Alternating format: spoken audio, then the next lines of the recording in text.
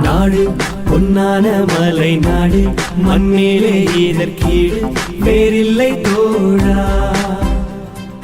இன்று ஒன்றோடு ஒன்றாய் நின்று சுதந்திர நன்னாளை கொண்டாடலாம் வா.